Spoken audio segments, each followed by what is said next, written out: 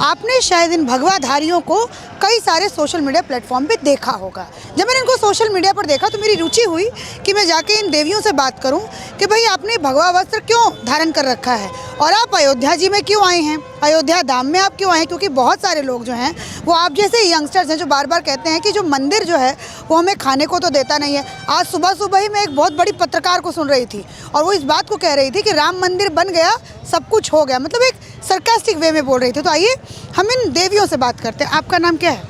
Doctor Sadhvi वाक्षी Bharti. मैं माँ आशुतोषामृत जी की शिष्य हूँ। तो आप कितने साल पहले आपने अपने गुरु माँ को ज्वाइन किया? हमें माँ की अनुभूति 2 साल पहले हुई थी, फिर 6 मंथ्स लेटर, सो 1.5 साल हो गया माँ के सानिध्य में होते हुए। और ये भगवा वस्त्र आपने क्यों धारण किया है? ये भगवा वस्त्र जो है ना, ये साधारण नहीं है। ये जब एक पूर्ण सत्ता पूर्ण गुरु देती है, इसको ज्ञान की अग्नि कहा जाता है। ये जो भगवा होता है, I come from London, from the UK. वहाँ से हम साइकाइट्रिस्ट रह चुके हैं, साइकोलॉजिस्ट रह चुके हैं। I work for a government job quite high up. I used to sit with all kinds of people. Now I've come here and now I'm in Bhagwa. Bhagwa हमने इसीलिए ही धारण किया है क्योंकि जब हम इन चीज़ों से दूर थे, जहाँ हमें रिलीजन के बारे में, रियलाइजेशन ऑफ गॉड जैसे विवेकानंद ने कहा, इन चीज़ों के बारे में हमें नहीं पता था। हमारी बस ये इच्छा थी कि समाज की हम सेवा कर सकें, कि समाज को हम कुछ दे सकें, लोगों की जिसकी मेंटल हेल्थ है उनकी हेल्प कर सकें। ये चीज़ें गवर्नमेंट में जो लोग अनएम्प्लॉयड थे उनको सपोर्ट दे सके, ऐसा हमारा कार्य था। पर माँ ने हमारे जीवन में आके उन्होंने ऐसा दिव्य अनुभूति हमसे कराई। जब हम इंग्लैंड में थे, उनके दर्शन करके, अब यहाँ प्रत्यक्ष दर्शन की बात नहीं कर रहे हैं, she came to me and I realize कि यहाँ ज्ञान मिलता है, यहाँ ईश्वर के दर्शन कराए जाते हैं। फिर हम लखनऊ आए माँ के दर्शन करने। जब उनका दर्शन हुआ, माती भौतिक आँखों से हमें पता लगे बहुत दिव्य शक्ति हमारे आगे हैं, और उन्होंने फिर हमें ब्रह्म ज्ञान दिया, उस ईश्वर के दर्शन कराए।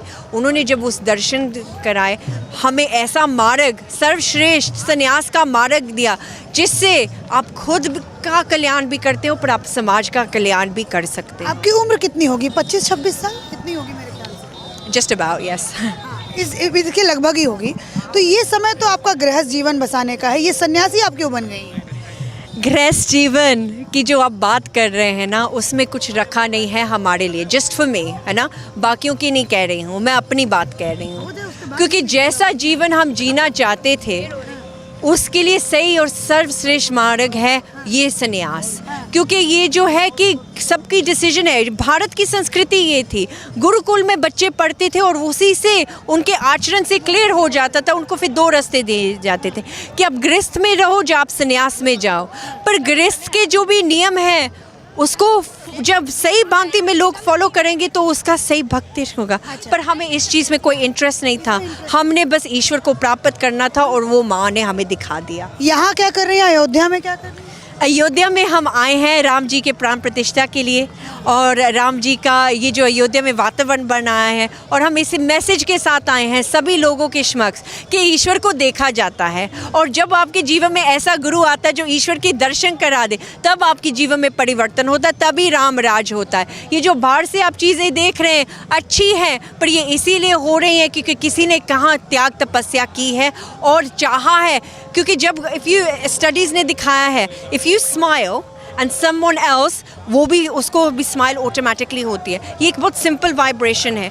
आप जब बहुत ज़्यादा खुश हो और आप हमसे 25 माइल्स की दूरी पर रहते हैं, हम भी खुश होंगे। पता है क्यों? वाइब्रेशन का इतना बड़ा स्पंदन। ये राम मंदिर, राम जी के प्राण प्रतिष्ठा से क्या वाइब्रेशन जनरेट होने वाली? बहुत पॉजिटिव वाइब्रेशन शुरू हो रही है क्योंकि लोगों को जीत लग रही है ना। क्योंकि अब हिंदू धर्म को तो पूरी तरह से ख़त्म किया था, यहाँ भी और विदेशों में भी, है ना। कि यहाँ कोई प्राउडली नहीं कह सकता था कि मैं सत्य सनातनी धर्म हूँ, आराम से कुछ और कह सकता था, पर वो चीज़ नहीं। क्योंकि लोगों ने बहुत भ्रांतियाँ और बहुत अज्ञानता और बहुत इग्नोरेंस लेकर गई है इस चीज़ का। पर अब वो जाग गया है। जिस धरा पर राम जी का अवतरण हो गया वो ही भव्य है, और उसी के भूमि पर रहते रहते हम क्यों ना भव्य हुए उनके सानिध्य में। आपको लंदन याद नहीं आता है? लंदन को हमारी याद आ रही होंगी, पर हमें लंदन की याद नहीं आती। लंदन को अब हमारी याद आ रही होगी। और भी देवियां हैं, आप भी हैं, क्या नाम है आपका? Jai Shri Ram. My name is Saint Gabrielle and I'm a disciple of Her Holiness Maharshta Shamli ji. Hindi बोल लेती हैं थोड़ा बहुत? No, I understand Hindi thanks to my Guru Ma's Kripa, but I speak English. तो आपको मालूम है यहाँ पर क्या हो रहा है, अयोध्या में क्या हो रहा है, मालूम है? Yes, of course. It's the sthapna of Lord Ram's Lalla Sarup's Murti. So that's what's happening on a physical level, right?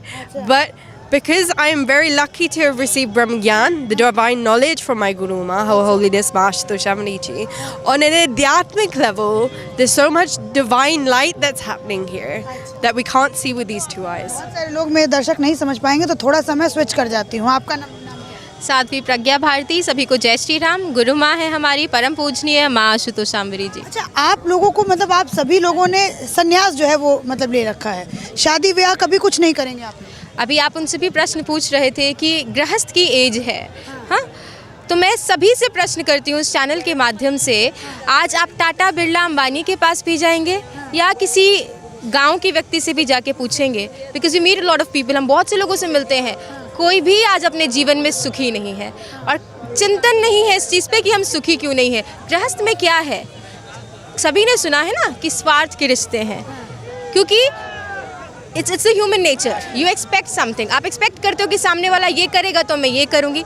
ऐसे रिश्ते में कभी सुख शांति नहीं हो सकती। सुख शांति और आनंद मात्र उस ईश्वर में है जो केवल लुटाने का सागर है, क्योंकि मनुष्य की प्रवृत्ति है केवल मिल जाए। यहाँ अयोध्या में आके कैसा लग रहा है? अयोध्या की धराधाम संपूर्णतः आनंदित है, पूरा वातावरण एकदम दिव्य है और सभी के भीतर इतना जोश और उत्साह दौड़ रहा है और वो आंतरिक अनुभूति हम सभी को यहाँ हो रही है इस समय। लोग तो कह रहे हैं कि राम मंदिर से कुछ होने जाने वाला है नहीं, ये तो बस दिखावा है और एक तरीके से आप कहिए तो बीजेपी का प्रचार एजेंडा है।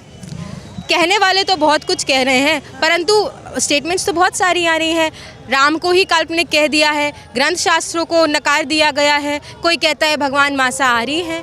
तो ऐसे लोगों के लिए मैं कहना चाहूँगी कि राम कथा जन जन में व्यापी, केवल वंचित हैं कुछ पापी, जिनके ज्ञान चक्षु फूटे हैं उन्हें राम लगते झूठे हैं। झुकलाते हैं राम के मर्म को, घायल कर रहे हैं धर्म को, आस्था के प्रति निर्मोही है, सबके सब हरिहर द्रोही हैं। जो करते राम की निंदा है वो कैसे अब तक जिंदा हैं। ऐसे राम द्रोहियों को पढ़ने अब गरुड़ पुराण दे, राम हुए हैं और कितने प्रमाण दे। क्या बात है, क्या बात है, बहुत खूबसूरत, बहुत खूबसूरत आपने कहा। थोड़ा सा मैं उन लोगों को भी जवाब चाहती हूँ आपके तरफ से मिले जो लोग कहते हैं कि जी राम मंदिर बन गया, मतलब सरकास्टिक वे में कहते हैं राम मंदिर बन गया सब कुछ हो गया, देश की अर्थव्यवस्था जाए मतलब चूल्हे में जाए उससे कोई फ़र्क नहीं पड़ता, लेकिन राम मंदिर बन गया सब कुछ हो गया। तो क्या कहोगे ऐसे लोगों को? उन लोगों को कहूँगी कि चाहे सरकास्टिक वे में ही सही, आप बहुत बड़ी बात बोल रहे हैं कि राम मंदिर बन गया सब कुछ हो गया, क्योंकि प्रभु का धरा पे अवतरण हो चुका है, वो तो सदा सदा है, आदि अनंत है। परंतु यह बाहरी बस एक संकेत है उन लोगों के लिए जिनको समझ नहीं आ रहा है।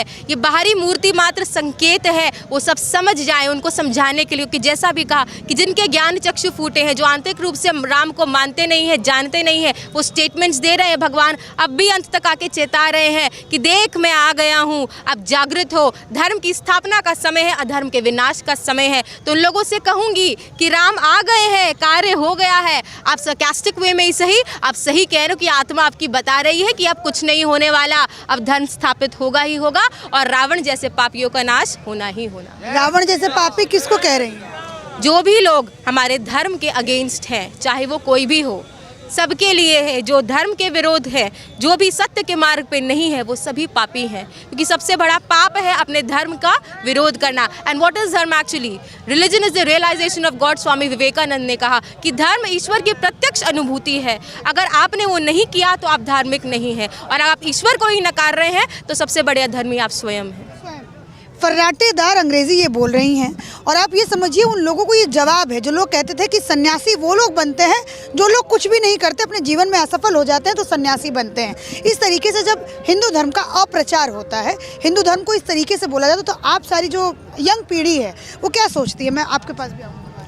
तो हम ये क्या सोच रहे हैं कि ये this is false, this is not true at all, because the thing is ये जो साइंस है जो हम आज मानते हैं, भगवान को नहीं मानते, साइंस को जो मानते हैं, इसको हिंदी में विज्ञान कहते हैं, वो विज्ञान, वो परम विज्ञान, वो सिर्फ ईश्वर दर्शन से, वो अध्यात्म से ही आया है। This is the reason why when the British came here, यहाँ जब वो आए थे, ब्रिटिश राज हुआ था, उन्होंने यहाँ अध्यात्म की नींव देखी थी, उसको चुराकर इसीलिए यूके लंदन में तरक्की हो रही है। क्यों? क्योंकि उन्होंने यहाँ के तत्वों को चुराकर वहाँ जाके उन चीज़ों को स्थापित किया और यहाँ हमें ये बता दिया कि कुछ नहीं है। अच्छा, आप क्या बोलोगे? आपको तो हिंदी जी। आती नहीं, तो थोड़ा सा वो करना पड़ेगा। हाँ जी। जी बिल्कुल, मैं कहना चाहूँगी क्योंकि इंट्रोडक्शन मिल ही चुका है। दोनों दीदियाँ हैं हमारी, विदेश से, लंदन से है। मैं खुद भी दिल्ली से हूँ। मैंने बीकॉम किया है दिल्ली यूनिवर्सिटी से, CS किया है, 1.5 साल गूगल में जॉब की है। और साल गूगल में जॉब, कितना पैकेज था आपका? हमारा 85,000 पर मंथ का मेरा पैकेज था, उसको छोड़कर मैं आई हूँ। अब चिंतन का विषय है कि ये कैसे संभव हुआ। स्वामी विवेकानंद जी ने विदेशों में जाके भारतीय संस्कृति की स्थापना की, कैसे की? क्वेश्चन, बहुत बड़ा क्वेश्चन मार्क है। इसका जवाब है उनके सतगुरु रामकृष्ण परमहंस जी। जब उनके जीवन में वो आए और उन्होंने उनका ईश्वर का दर्शन कराया, तो वो एक्चुअल जो जागृति है वो उनके भीतर हुई। उनको समझ आया कि ये जो मेरा यंगस्टर हूँ, मैं युवा हूँ, ये युवा मैं इसलिए नहीं हूँ कि इधर उधर जाऊँ, कमाऊँ, रोटी खाऊँ, मेरा यहाँ तक लक्ष्य नहीं है। मेरा लक्ष्य है उस ईश्वर की प्राप्ति जो हम सबका है। तो इसलिए स्वामी विवेकानंद जी के पीछे उनके गुरु का हाथ था, तब जाके वो भगवाधारी कहलाए और इस भगवा की पवित्रता को उन्होंने जाना है। और हमने भी अपने गुरु माँ परम पूजनीय माँ आशुतोष शामरी जी के सानिध्य में इस भगवा की पवित्रता को जाना है और ईश्वर का दर्शन माँ ने कराया हम सभी के अंतर्घट में। तभी आज सब कुछ छोड़ छाड़ के हम आए हैं। ये प्रश्न बहुत लोगों का होता है, फर्स्ट क्वेश्चन जो भी हमसे मिलता है यही होता है कि सब कुछ आपने छोड़ छाड़ के ये कैसे संभव हुआ? तो एक ही जवाब है कि जिनके शिष्य ऐसे हैं तो उनके गुरु कैसे होंगे? इसमें गुरु की महिमा है, हम लोगों की नहीं। अच्छा, आपको मन नहीं करता कि मैं भी मतलब उस तरीके से रहूं, अलग अलग कपड़े पहनूं, थोड़ा अपने बालों में मैं अच्छे से वो करूं, थोड़ा अपनी खूबसूरती को निखारूं? एक समय था मैं भी दिल्ली में एक मॉडर्न लड़की थी। बालों का जो भी है, एक लड़की की इच्छाएं होती है, ड्रेसिंग करना, ये सब है। ऑफ कोर्स मैं भी एक नॉर्मल इंसान थी, मेरी भी थी।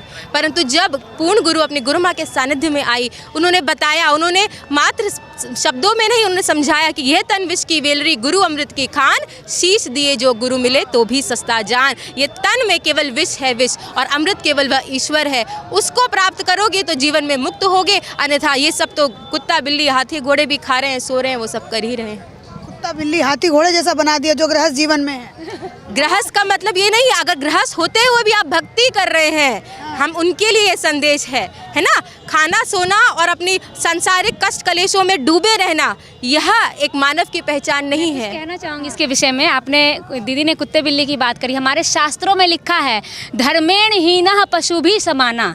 जो धर्म से विहीन है, जिसको धर्म का नहीं पता, वो पशुवत आचरण करता है और पशु के समान ही अपना जीवन यापन करता है। सारे विपक्ष धर्म को तो वो करते ही नहीं है। तो धर्म की पहचान है जिस सिर्फ शास्त्रों को पढ़ लेना। वेदों के ज्ञाता तो रावण भी था।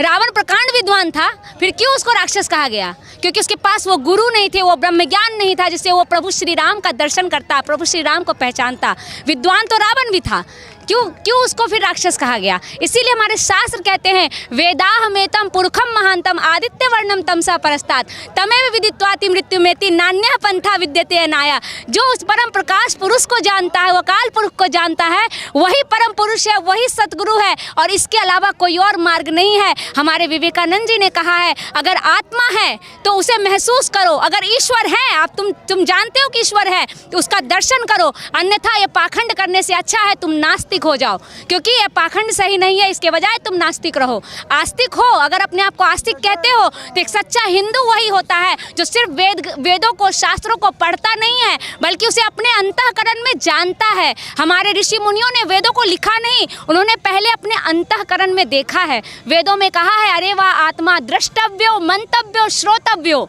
श्रोतव्यो द्रष्टव्यो मंतव्यो। पहले सुनो, फिर देखो, फिर मानो। हमारे ऋषि मुनियों ने कहा है, सुनो, हम राम कथा सुनते हैं, भागवत कथा सुनते हैं, फिर उन्होंने कहा देखो, सुनो राम की महिमा, फिर देखो। देखना क्या है? राम को देखो, कृष्ण को देखो, जिनकी आप महिमा सुन रहे हो, जिनकी आप महिमा गा रहे हो, क्या आपने उनको देखा है? स्वामी विवेकानंद जी एक प्रश्न करते थे हर गुरु से के पास जाके, क्या आपने ईश्वर को देखा है? क्या आप मुझे दिखा सकते हैं? हम इस लाइव के माध्यम से पूरी दुनिया वालों को कहना चाहते हैं। कहते हैं हमारी श्रद्धा ठगी गई जी।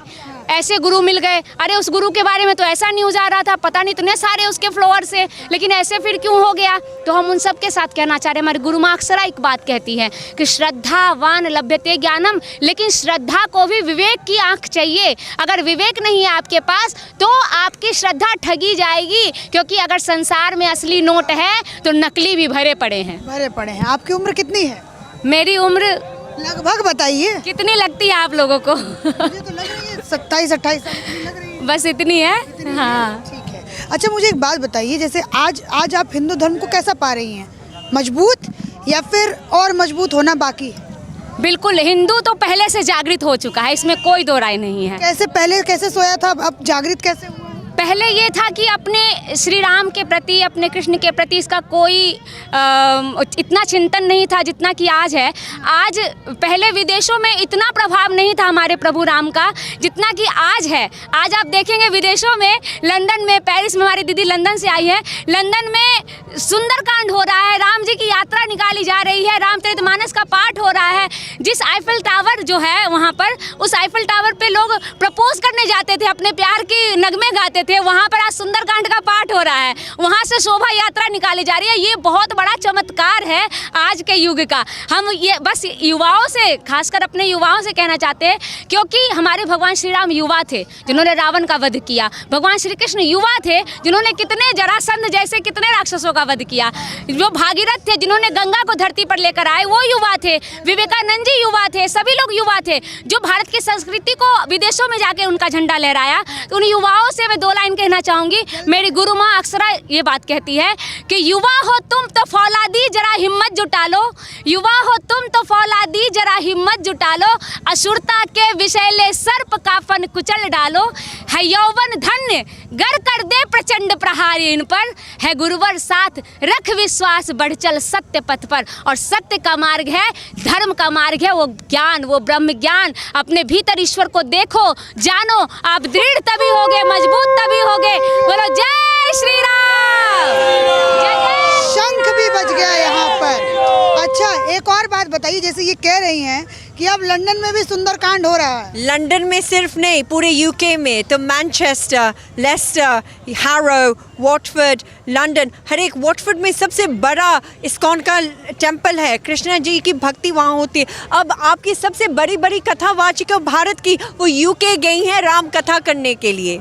हाँ, तो वहाँ की संगत राम जी की प्रतीक्षा कर रही है, तो यहाँ की भूमि से उन्होंने साधवियों को बुला लिया, राम कथावाचकों को बुला लिया है, और वहाँ सब कुछ और सुंदरकांड हो रहे हैं। ये यहाँ से वहाँ जा रहे हैं विदेशों में कथावाचक, मतलब वहाँ पे राम जी का रस फैलाने, और यहाँ के बहुत सारे ऐसे लोग हैं जो कहते हैं कि राम तो क्या फ़ायदा ये सब इतना खर्चा, फिजूल खर्ची करने से। क्या राम जी ने अपना पूरा स्वर्ग छोड़कर हमारे लिए अपने लेवल, हमारे लेवल पर आके इस धरा पर जन्म ले लिया।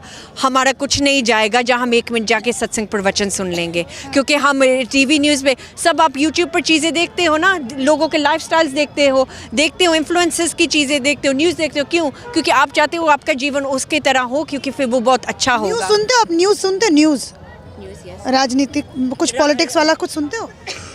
यूके का पता है, यहाँ का थोड़ा बहुत समझ आ रहा है, क्योंकि जब भी समझ के बारे है यहाँ के राम जी को उन्होंने एक राजनीति का एक मोहरा बना लिया है। किसने बोला ये?